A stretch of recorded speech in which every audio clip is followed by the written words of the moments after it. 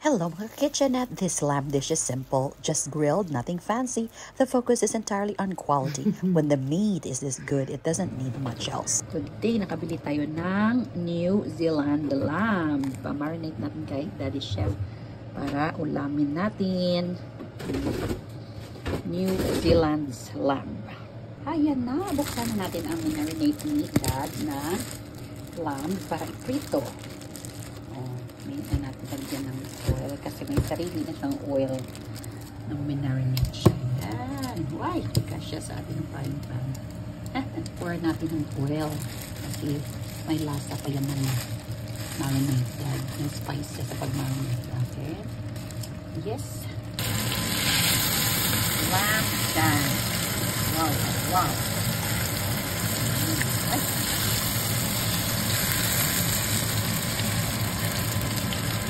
From New Zealand. Yes, okay na yan. Pag ganitong kilay, lagay na natin sa dito sa oil. Tapos i-wrap natin siya. Ang nilagay kong spices, ginger, salt, and powder lang. Okay, so minsan lang tayo nagluluto ng mga ganito nilawrap sa foil. Kasi alam niyo naman yung epekto pag laging naka-foil ang mga pagkain, no? Occasionally lang.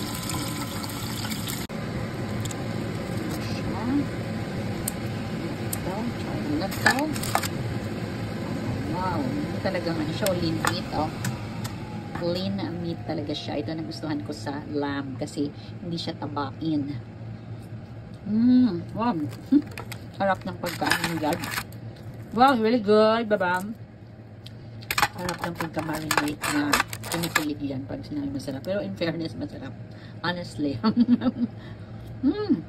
You know, pag na-marinate nyo, nawala ang after smell ng lamb. At lagyan nyo siya ng maraming ginger powder.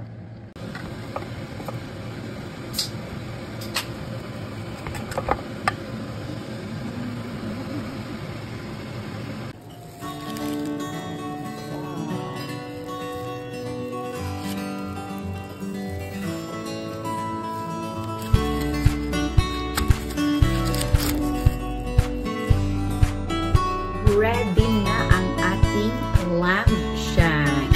There you go.